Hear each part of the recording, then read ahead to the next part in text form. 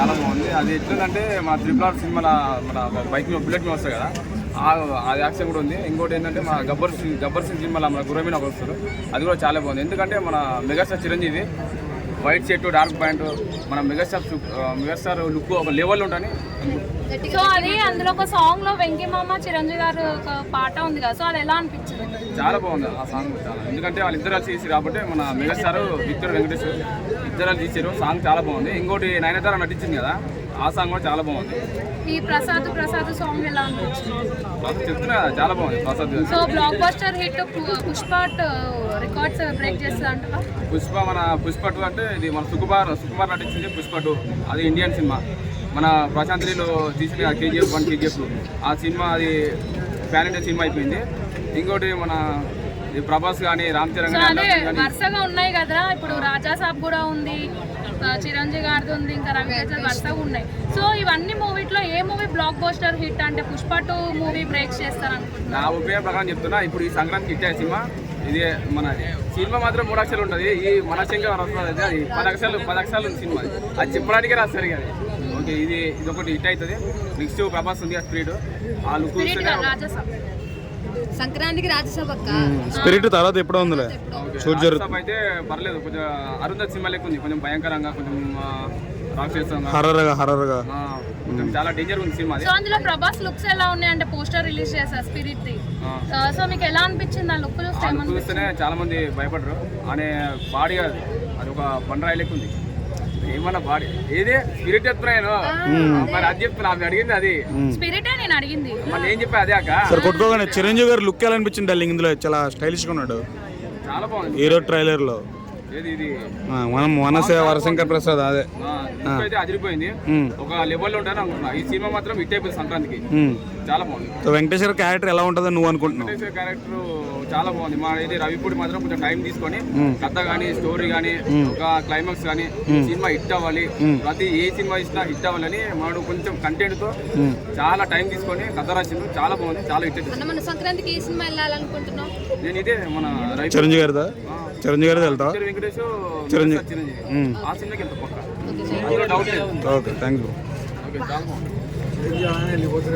వచ్చినాం మనం ఎట్లా వచ్చినాం? ఈ రోజు మాట్లాడుతుంది ఏంది? సండే రాగానే, ఆదివారం రాగానే ఏదో ఒక సబ్జెక్ట్ మాట్లాడతాం. సాయంత్రం 6 కాగానే కృష్ణకాంత్ పార్క్ దగ్గర కెమెరాలు ఉంటాయి, ఫోన్లు ఉంటాయి, అవన్నీ పట్టుకొచ్చి మా ముంగట నిలబడతారు. ఏదో రకంగా అడ్డమైన తలదోకలేని విషయాన్ని మాట్లాడితే యూట్యూబ్లో సెలబ్రేట్ అవుతాం. ఇదేనా? అదేనా సినిమా అంటే?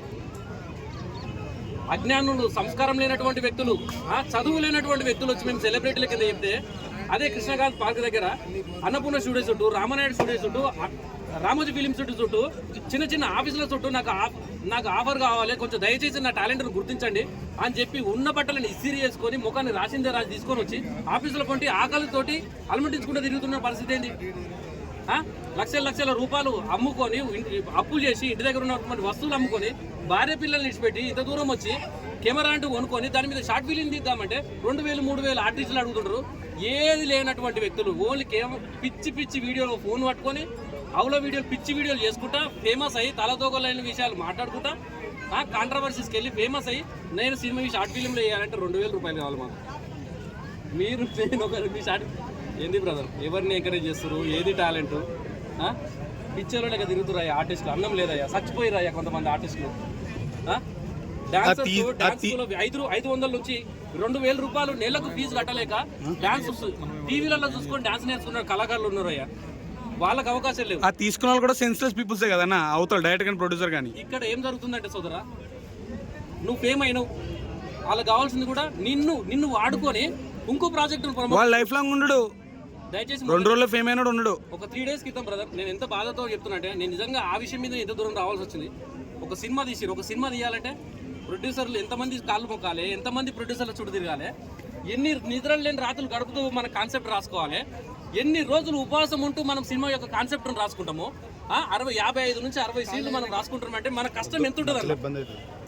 ఒక ఆర్టిస్ట్ ని సెలెక్ట్ చేసుకోవాలన్నా, కొంతమందిని మన కళాకారులను తీసుకోవాలన్నా ఎన్ని రకాల కాస్టింగ్ కాల్స్ పెట్టాలి, ఎంతమంది కాళ్ళు మొక్కాలి, ఎన్ని రోజులు ఉపవాసం ఉండాలి.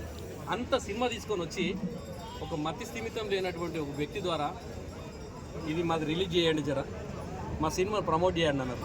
నిజంగా వాళ్ళ కష్టానికి దండం పెట్టి అడుగుతున్నాం. కానీ సినిమా అనే పరిస్థితి ఎంత దూరం తీసుకొచ్చారు? ఒక సినిమాని, చిన్న సినిమానే బ్రదర్, 10 లక్షలు 20 లక్షలు 30 లక్షలు ఎంతో కొంత రూపాయి 2 రూపాయలు ఫ్రీగా చేసిన వాళ్ళు ఉంటారు. ఆ సినిమాని తీసుకొచ్చి మతి స్థిమితం లేనటువంటి వ్యక్తులతో, ఏం చేస్తారో తెలియని వ్యక్తులతో, సబ్జెక్ట్లెస్ ఫెలోస్తో, ఎదవలతో, వాళ్ళందరితో సినిమా ప్రమోషన్ చేయించుకోవాల్సిన కర్మ ఒక కళాకారుడికి పట్టిందంటే ఎవరిని తప్ప. దయచేసి చిన్న సినిమాని బతికేయాలి బ్రదర్. మన లాంటి కళాకారులు ఎవరైతున్నారో, ఇక్కడ కెమెరాలు పట్టుకున్న వాళ్ళు, ఇక్కడ మమ్మల్ని గమనిస్తున్న వాళ్ళు, ఈ వాయిస్ రేపొద్దున ఇంటున్న వాళ్ళు అందరూ కళాకారులే ఉంటారు. ఎందుకంటే ఒక పేదోడికి ఇది అవసరం లేదు, ఒక రైతుకి ఇది అవసరం లేదు, ఒక వేరే ఇతర పనులు చేస్తున్నారు. కేవలం సినిమా కళాకారులు ఎవరైతే ఉన్నారో, సినిమా అనే ప్రేమించే వాళ్ళు ఎవరైతే ఉన్నారో ఈ వీడియోని ఖచ్చితంగా చూస్తారు బ్రదర్. ఒక కళాకారునికి బాధ ఉంటుంది బ్రదర్. ఒక కెమెరా కొనాలన్నా, ఒక మైక్ కొనాలన్నా, దాన్ని ఎడిటింగ్ చేయాలన్నా సిస్టమ్ ఉండదు. ఆడు సిస్టమ్ ఎడిటింగ్ కాడ 2-3 గంటలు కూర్చుంటే ఆకలి అవుతుంది. అన్నం పెడతానికి ఎవడున్నాడు? 5 రూపాయల భోజనం దగ్గర లైన్లో నిలబట్టాలి. ఎంతమంది కళాకారులు లేరు బ్రదర్? ఎవరు లేదు. ఏ దొంగలను అయితే మనం నిలబడే ఇక్కడ మీడియా సోదరులు అందరూ పేరు చెప్తున్నారు. అందరూ అనట్లేదు, నేను కొంతమందిని అంటున్నాను. ఇక్కడ మీ దగ్గర మీ ముందు వచ్చి మాట్లాడటంలో ఎంతమంది కళాకారులయ్యా? ఎంతమందికి సబ్జెక్ట్ ఉందయ్యా? ఎంతమంది ఎన్ని సినిమాలు చేసిరయ్యా? ఎంతమంది ఎన్ని సినిమాల కోసం ప్రయత్నాలు చేస్తారు? ఎన్ని ఆఫీసులు తిరిగిరు? డాన్స్ వచ్చా? ఏమి రాదు. మతి స్థిమితం లేకుండా మాట్లాడే మాటలని సెలబ్రిటీలు, క్లాప్స్, సపోర్ట్లు.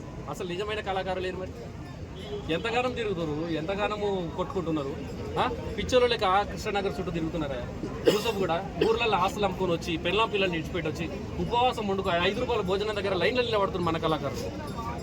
తప్పు సోదరు, ఒకటే గుర్తుంచుకోరు. సినిమా వాళ్ళు ఏదైతే